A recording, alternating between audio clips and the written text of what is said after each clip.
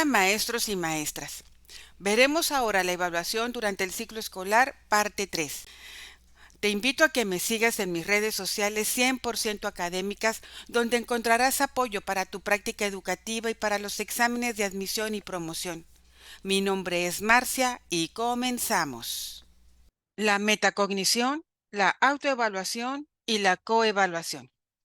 La metacognición es el conocimiento que tienen las personas de su propia cognición, motivándolas a prever acciones y anticipar ayudas para mejorar su rendimiento y resolver de mejor manera las situaciones que enfrentan. Este conocimiento permite al alumno ser consciente de lo que sabe, de sus propias competencias y limitaciones, y al mismo tiempo ser capaz de regular sus habilidades cuando aprende un contenido o resuelve un problema. Al autorregularse, el alumno puede establecer un plan de acción, monitorear su desempeño y estimar tanto los resultados como las acciones realizadas. La metacognición es la habilidad de las personas para comprender su propio pensamiento. ¿Por qué pienso lo que pienso y cómo es que lo pienso de esa manera? Lo que le ayuda a mejorar su rendimiento y solucionar problemas de manera efectiva. Permite a los estudiantes estas reflexiones que hacemos a través de cuestionamientos, le permite a los estudiantes ser conscientes de lo que saben y de sus limitaciones y les permite regular sus habilidades mientras aprenden o resuelven problemas. Les ayuda a identificar los errores, les ayuda a continuar aprendiendo, les ayuda a reflexionar, a tomar conciencia de todos los pasos que tuvieron que hacer para resolver un determinado problema. Por ejemplo, al autorregularse, los estudiantes pueden establecer planes, controlar su progreso, evaluar sus acciones y resultados. Por eso es un proceso que debe ser planeado de manera sistemática por parte del docente. ¿Cuándo? ¿Cuándo se van a hacer estos ejercicios de metacognición? Después de haber realizado las actividades, sobre todo aquellas actividades que nos son más relevantes para sus aprendizajes y que es necesario darle seguimiento. También se puede hacer al finalizar la jornada de trabajo. Esa reflexión que hacen las niñas y los niños sobre todo lo que hicieron durante el día, cómo lo hicieron y cómo lo pueden mejorar. Estos ejercicios, al hacerlo de manera sistemática, el alumno eventualmente aprende a hacer estas reflexiones que le ayudan a aprender a aprender. En este contexto, la autoevaluación acompaña al monitoreo y a la aplicación de estrategias autorreguladoras del aprendizaje en cada área de conocimiento. Al autoevaluarse el estudiante, podrá saber y decir durante el proceso de aprendizaje cómo va, qué dificultad se le está presentando y cómo resolverla, y si es el caso, retroceder o cambiar de estrategia. Aquí el docente tiene que pensar muy bien el tipo de cuestionamientos que va a plantear a los estudiantes para generar todas estas reflexiones. No son cuestionamientos improvisados. Deben ser pensados, estudiados, planeados, registrados en la planeación y cada vez deben ser mejorados. Cuando el docente reflexiona sobre las preguntas que le está haciendo a los niños y el tipo de respuesta que los niños le dan, el docente puede ir mejorando el tipo de cuestionamientos. A veces la maestra pregunta, ¿cómo supiste que aquí está tu nombre? Porque sí, le dice el niño. Entonces el docente tiene que cambiar la manera de preguntar. ¿En qué te fijaste para saber que este es tu nombre, por ejemplo? Se pueden hacer ejercicios de autoevaluación en varios momentos de la jornada.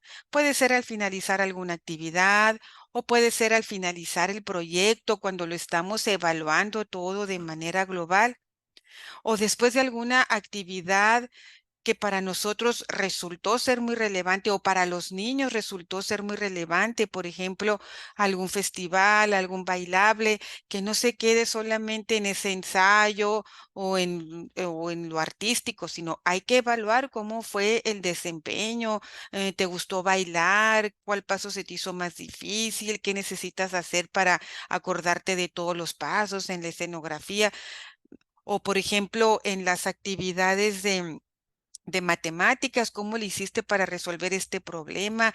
¿Cómo llegaste a ese resultado? Muchos tipos de cuestionamientos que se pueden hacer para que el alumno se autoevalúe. Por otra parte, la coevaluación también puede constituir otro medio que propiciará que los alumnos expliquen a otros sus razonamientos, analicen lo que hicieron y se proporcionen las ayudas o andamiajes necesarios. Y aquí, pues sabemos que la coevaluación es parte de la evaluación formativa, pero retroalimenta las actividades de aprendizaje, ya que el alumno puede y debe explicar lo que hizo, cómo lo hizo, y puede dar retroalimentación a sus compañeros de cómo hacerlo mejor. Y esto es sumamente enriquecedor, tanto para el alumno que recibe la retroalimentación por parte de su compañero, como para el compañero que da la retroalimentación. El consejo que le da el amigo lo toma para sí mismo y eventualmente va mejorando su desempeño. Aquí también las preguntas son de suma importancia. Enfatizar que lo que se está evaluando es el trabajo y no al compañero para evitar situaciones que generen malestar, siempre en términos positivos y de mejora continua. La autoevaluación y la coevaluación son parte de un proceso de aprendizaje que lleva tiempo y requiere del apoyo sistemático del docente. ¿En qué consiste este apoyo sistemático? Consiste en destinar un tiempo razonable a estas actividades, en tener planeadas las preguntas que van a favorecer el proceso de autoevaluación y coevaluación, propiciar la participación de todos y todas las niñas, observar y estar atentos a lo que hacen y dicen los niños para generar nuevos cuestionamientos, ser muy consistentes en respetar los turnos para hablar y en favorecer la escucha activa. Este es el apoyo sistemático que se requiere. Los cuestionamientos que se van a realizar deben ser en relación a la actividad realizada, no preguntas tan genéricas. Por ejemplo, ¿se te hizo fácil o difícil? No es que la pregunta esté inadecuada, no es suficiente porque es muy genérica.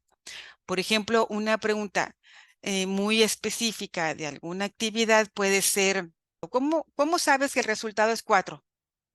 ¿O qué materiales utilizaste para hacer el experimento? ¿Con qué otros materiales crees que pudiste haberlo hecho? ¿Cuál fue el comedero de aves que mejor resultados obtuvo? O sea, son preguntas muy específicas de la actividad que se realizó. Las preguntas no deben de ser tan genéricas porque no se ubica el alumno en aquel aspecto que pudiera trabajarse. Propiciar estas capacidades en los alumnos requiere de condiciones adecuadas e intervenciones distintas por parte del docente en las que se tomen en cuenta las situaciones de aula, las necesidades específicas y las características de desarrollo y aprendizaje de los estudiantes en cada nivel educativo. Y aquí es muy importante el tipo de pregunta que le vamos a hacer a determinados alumnos. Hay alumnos que podrán contestar preguntas más complejas y alumnos a los que les tengamos que simplificar el tipo de preguntas. Eso es parte de la atención diversificada. En el caso de preescolar, los niños pueden aprender con ayuda de la educadora a reflexionar sobre lo que sucedió en la realización de las actividades, qué condiciones y estrategias facilitaron determinado resultado, cuáles llevaron a una situación satisfactoria o no. Y aquí es donde las preguntas van demasiado específicas para la actividad que se realizó. Esto implica hacer una recapitulación de lo que se hizo y esto es a través de los cuestionamientos que se le hacen a los alumnos. Continuamos. Y hacer propuestas de modificación de estrategias y condiciones para las próximas actividades.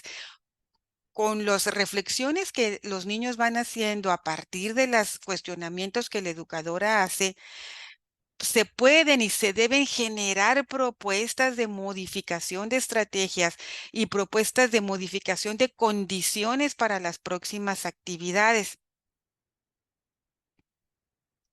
Es importante aquí y necesario escuchar las propuestas que los alumnos expresen, porque esto nos ayuda a conocer la forma de razonar, la forma de pensar que tienen nuestros alumnos. Las acciones de evaluación en el nivel preescolar que originan lo anterior deberán basarse en una actitud de observación y escucha constante. Esta observación y escucha constante en el docente de preescolar es la única manera que tiene de monitorear el aprendizaje de los alumnos. Esto es, observando lo que hacen y escuchando lo que dicen. Es la forma que tenemos de conocer cómo piensa, cómo resuelve los problemas, cómo actúa ante la demanda de la actividad que se le propone. Los instrumentos de evaluación son para registrar de manera rápida y oportuna lo que se observa y lo que se escucha. Esta actitud de observación y escucha por parte del docente debe ser continua, así como los registros que realice, tanto en los instrumentos de evaluación como en el diario de trabajo, que el diario de trabajo también es un instrumento de evaluación. Utilizando diversos instrumentos de evaluación, ya platicamos de eso, y registro, propiciando su capacidad autorreflexiva, ya sea desde lo personal o mediante evaluaciones entre iguales y en grupo. En preescolar, no es aconsejable hacer ejercicios de manera individual para evaluar a los alumnos. Lo ideal es observar y escuchar lo que hacen y dicen durante el desarrollo de las actividades, en las actividades en las que los niños están habituados a hacer de manera cotidiana, porque ahí vemos su desempeño natural en la manera de cómo resuelven las diversas situaciones. Y esa capacidad autorreflexiva se va a propiciar en estas actividades de autoevaluación y coevaluación de su propio trabajo y del trabajo de sus compañeros. De ahí la importancia de hacer y dedicar tiempo a estas actividades y que deben de ser planeadas y propiciadas por el docente. En el caso de los niveles de primaria y secundaria, las situaciones de evaluación deberán considerarse como situaciones privilegiadas para hacer emerger de manera visible y transparente los significados construidos por los alumnos y ser vías o medios para que aprendan a regularse y no solamente para acreditar el curso. En las evaluaciones en las que se valoran las producciones y las metas individuales, el portafolio puede constituirse como un instrumento adecuado de evaluación. Para las evaluaciones entre iguales o en grupo, una estrategia de evaluación pertinente puede ser la realización de sesiones conjuntas o en pequeños grupos para propiciar la reflexión acerca de cómo lograron los aprendizajes. Es decir, aquí ya estamos hablando también de un tiempo que se va a destinar a esta actividad de autoevaluación, donde los muchachos van a compartir sus portafolios y van a hacer estas sesiones conjuntas para reflexionar de cómo hicieron ese trabajo, cómo lograron ese aprendizaje. En las evaluaciones en grupo, Generar situaciones que faciliten la reflexión mediante el empleo de diversas estrategias permitirán a los alumnos expresar sus opiniones y al docente tomar nota de la pertinencia de su propuesta didáctica. Acuérdense que la evaluación formativa no es solamente para mejorar el aprendizaje de los alumnos, sino también nos arroja información que nos ayuda a nosotros como docentes para mejorar la estrategia de enseñanza o nuestra intervención didáctica. En cualquiera de estas, el diálogo que el docente establezca con los niños será fundamental para estimular la autorreflexión. Y otra vez aquí estamos hablando de la autoevaluación. ¿Cómo lo hice? ¿Qué fue lo que hice? ¿Cómo encontré este resultado? ¿En qué me equivoqué? ¿Qué fue lo que hice bien? ¿Cómo lo puedo hacer mejor? Sobre cómo se logró el producto o progreso. De ahí fíjense la importancia de este tiempo para la autorreflexión y la autoevaluación. Las acciones de evaluación deberán evaluar el desempeño de cada estudiante, retroalimentándolo y proporcionando las ayudas pertinentes de acuerdo con sus propias necesidades. Y aquí aparece otra palabrita también importante, retroalimentándolo y proporcionando las ayudas pertinentes. Para eso estamos evaluando. No es solamente para recibir información, sino vamos a retroalimentar a nuestro alumno y también nos vamos a dar cuenta de cuál es el apoyo que requiere. Más adelante vamos a hablar de eso. Realizar estas acciones conducirá a recibir información de la pertinencia, otra vez, de la intervención pedagógica del docente. De este modo, las acciones que impulsen y ajusten los procesos de regulación de los alumnos podrán realizarse de la siguiente manera. Y aquí, esto es muy importante, esto que vamos a abordar, porque son las diversas formas en que podemos hacer esta atención diferenciada con nuestros alumnos. Dice, en un primer momento el docente puede ajustar la ayuda en la misma situación de aprendizaje y de evaluación generada alrededor de un aprendizaje esperado. Es decir, si yo veo, estoy planeando una actividad, la estoy llevando a cabo y veo que mi alumno está teniendo dificultad, en ese momento lo retroalimento le doy el apoyo necesario, la ayuda necesaria para que pueda resolver el problema sin darle la solución. En eso tenemos que tener también mucho cuidado. Hay veces hasta sin darnos cuenta le damos esa solución a nuestros alumnos. En un segundo momento, el docente decide realizar ajustes a la planificación inicial al incorporar nuevas actividades. Es decir, si el docente ya sabe que qué área de oportunidad o cuál es el apoyo, la ayuda que necesita mi alumno, la puedo planear ya desde que estoy haciendo mis registros de actividades en la planeación. Esa es otra manera. Dice, esto supone la revisión de la planificación que se había previsto o la inclusión de alguna actividad posterior.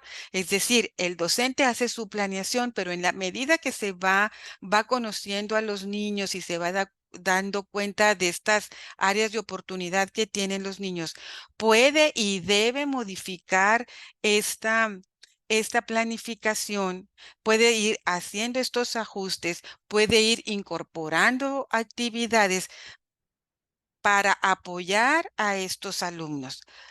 La planeación debe de ser flexible. Y en un tercer momento, el docente puede retomar algunos aprendizajes abordados a lo largo del proceso de enseñanza una vez acabada la actividad de evaluación. ¿Esto qué quiere decir? Que una vez que yo haga la valoración de cómo están mis alumnos, qué fue lo que aprendieron, qué se les dificultó, cuáles fueron las áreas de oportunidad, puedo volver a retomar estos aprendizajes o estos procesos de desarrollo y aprendizaje, ya sea de manera inmediata o en un tiempo más adelante. Eso lo va a decidir el alumno. ¿En base a qué? Al conocimiento que vaya adquiriendo de sus alumnos, a las necesidades educativas de sus alumnos. Y eso va a depender también del apoyo que tenga de los padres de familia, va a depender de los tiempos de ciclo escolar en el que se esté llevando a cabo. Por tanto, el aprendizaje, la enseñanza y la evaluación se convierten en procesos regulados por una valoración constante que busca mejorarlos. De esta manera se evalúa el desempeño de cada estudiante, se retroalimenta y se proporcionan las ayudas necesarias. También se requiere que como parte de las estrategias de evaluación se especifiquen desde un inicio los criterios con que serán evaluados o valorados los aprendizajes y los productos de trabajo que se solicitan a los alumnos.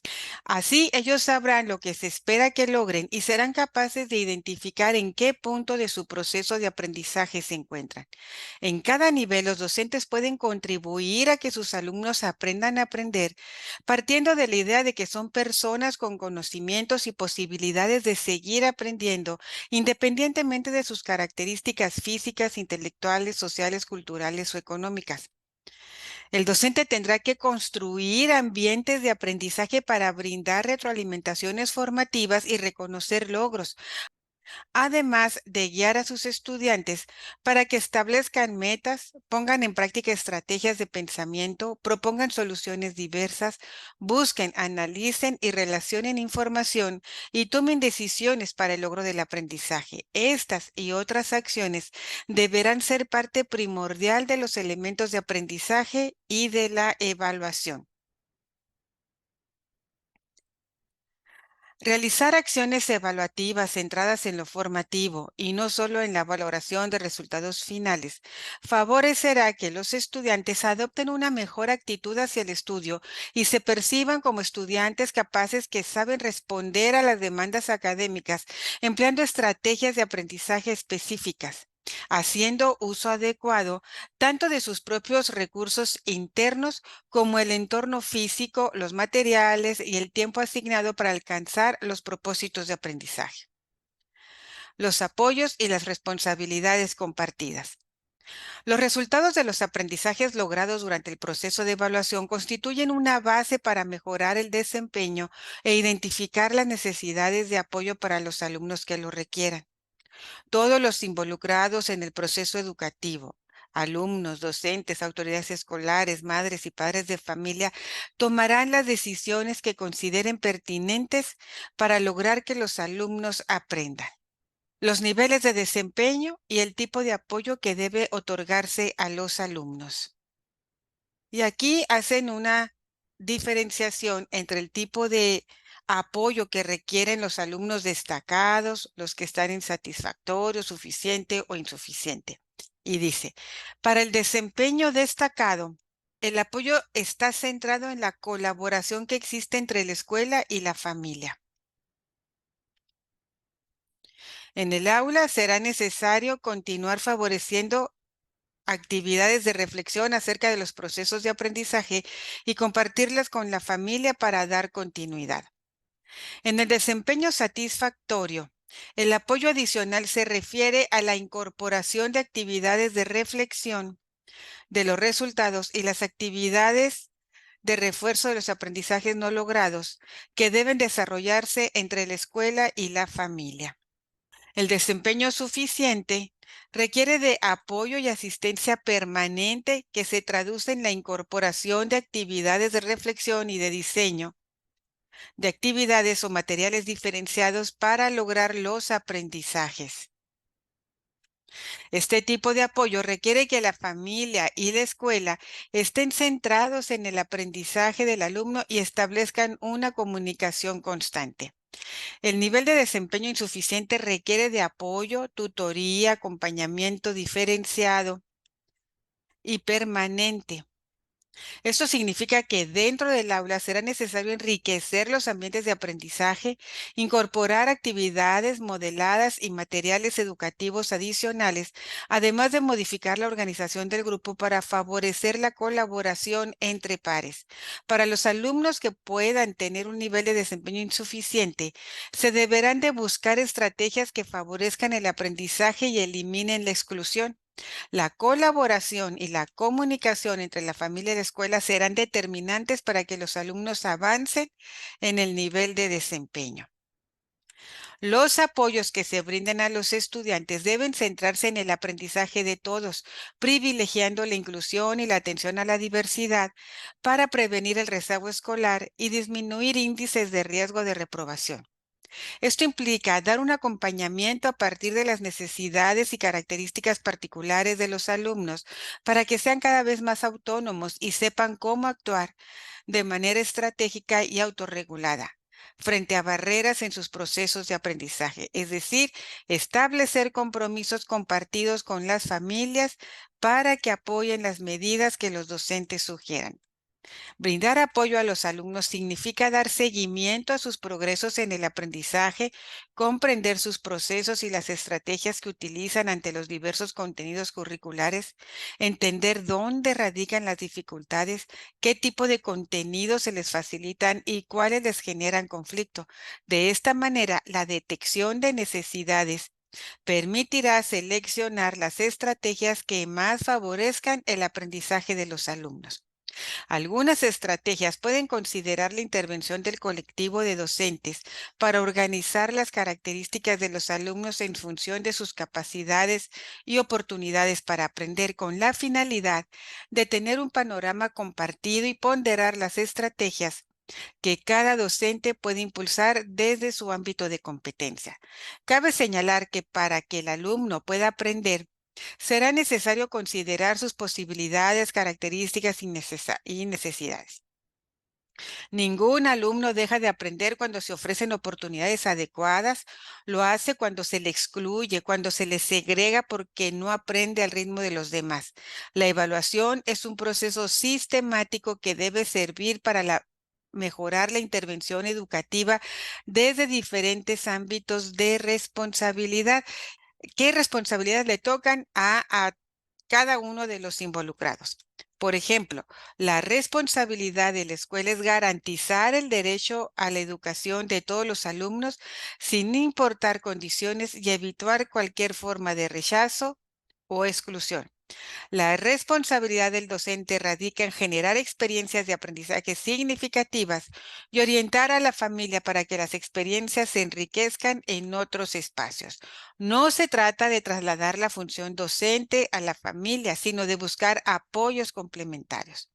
La responsabilidad de la familia implica la colaboración con la escuela en el enriquecimiento de experiencias y de garantizar que el alumno asista con los materiales indispensables para compartir las experiencias de aprendizaje en el aula. La responsabilidad del alumno radica en tomar parte activa de su proceso de aprendizaje y comprometerse a seguir aprendiendo a partir de los apoyos que se le brinden. Ningún alumno podrá aprender si no se le ofrecen oportunidades de aprendizaje de acuerdo con lo que necesita. Por tanto, las ayudas deben diseñarse en la medida de cada estudiante, es decir, dar a cada quien lo que necesita.